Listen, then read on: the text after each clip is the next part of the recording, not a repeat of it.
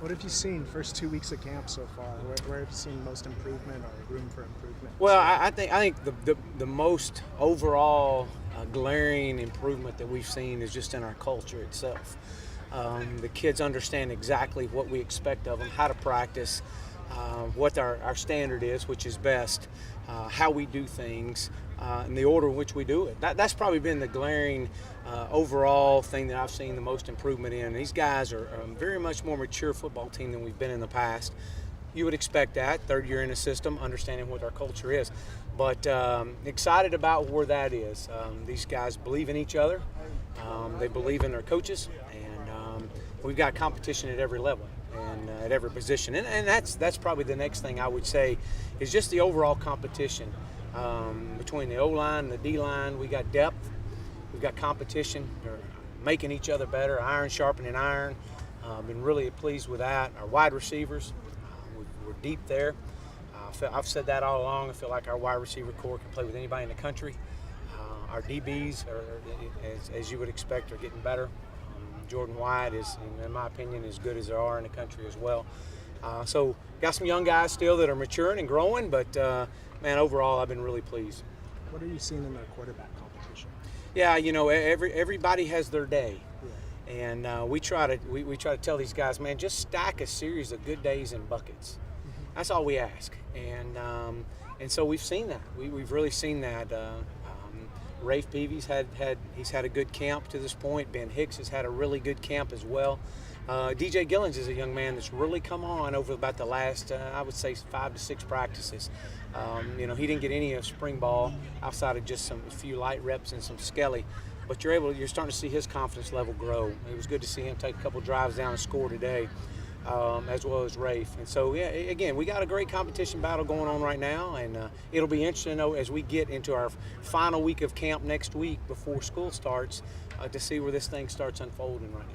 At the start of camp, you said Ben had the edge at the beginning of camp. Has anything changed? No, I would say no. I would say that they're battling every day. Ben is still getting, I would say, the majority of the ones. We try to split them up and let all 3 of those guys get ones. Really excited about Austin Upshaw, our freshman quarterback out of LaPorte. He's really came on, had another really good day today. That's two really solid days, Friday and today. But we're hoping to redshirt him, which we expect. But extremely smart young man. But again, that gives that room a lot of credibility. Yeah, you mentioned redshirts. This year, with more depth and more veterans on the team, do you think it'll be a year where more freshmen can redshirt? We've talked about that as a staff. We'll probably wait another week to 10 days before we make that until after our second scrimmage. We do feel like there's going to have to be a few freshmen play, not many. Right now, if I had to guess, I would say 2 to 3. But we'll see. It may be a little bit more, maybe a little bit less. I'd like to be able to redshirt all these freshmen right now, but where we're at with our program and the way we've been practicing, which has been at a very high pace, up-tempo pace of practice. So we'll see. We'll see how that is over the next week to 10 days. Looking back a little bit, what is your first memories of seeing Cortland Sutton in practice? Well, when we got here that first spring, I knew he was tall and rangy and skinny, and had some ability. Didn't really just jump off the page. Made a few catches and then kind of made you go, okay, wait a minute, who's this guy?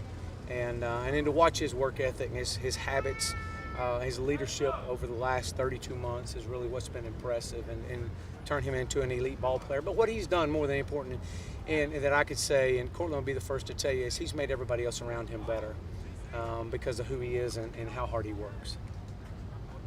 Coach, Ben was saying that he, in terms of health, he just feels a lot healthier, that he's been working on his core, better sleep, better eating.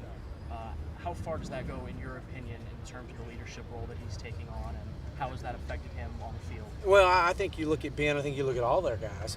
The value of our nutritionist, Brittany Beard, and what she's done for our program, the way our guys train, the culture, what we established here of everything we do is at a standard of best. Ben lost 17 pounds and has really trimmed up and has really gotten his body to a point of where he feels comfortable. He feels lighter, obviously, but he moves better. and I think that's been a huge focus for him. And it carries over. I mean, we want to be golden in the month of November. That's what our goal is, to be golden. In order to do that, it's a series of small decisions that you make through the month of June, July, and even all the way up January, all the way through. It's small decisions that you make that determine your overall outcome. It's not 2 or 3 grand decisions that I'm all of a sudden going to make and wake up on November 1st and go, wow, I've made 2 really good decisions, I'm ready to be golden. That's not it. It's a true culture change. And I think you've seen that in Ben. I think you can just look at his body, you can look at the way he moves, you can look at his confidence level, and it all parlays over into the performance of what he's done. And he's had a really good spring, and he has had a really good summer work, and obviously, and that's transitioning into fall camp. Any injury updates? I saw James was able to do some limited practice today. Yeah, we'll get James back full throttle on Monday. I think we had a couple guys that had to come out. I think one of them, a couple got dizzy or something. Nothing major that I know of. Usually they come to me right off, but that's always a plus. You can always ask a coach this time of year. You know, the value of a scrimmage, and you look back there in that underneath that medical tent and count all the golf carts and count nobody sitting on the table. It's been a really good scrimmage. So, and that's what it was today, a really good scrimmage. We were able to get a lot of really good work in. Got some young guys, some good eval on film. So I'm excited. And I tell you what, it's a great time to be a Mustang. This will be an incredible year for these guys and for this program as we move into year 3. Any specific goals for the last week of camp?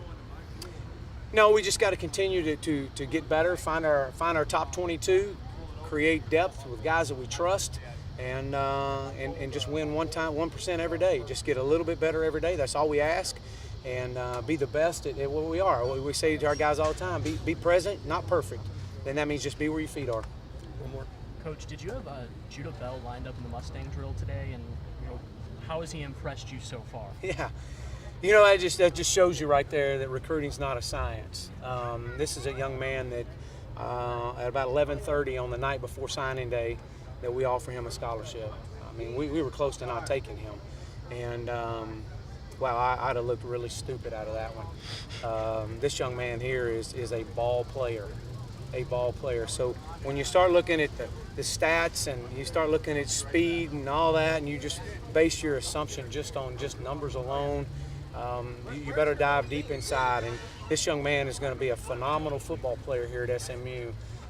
He's going to be a great student and a student of the game, and big, physical, hungry, leader, smart. You know, he makes coaches look really smart. So excited about Judah and all our freshmen, but Judah is a young man that's has impressed us all. Thanks a lot. Thank you, guys. Appreciate it.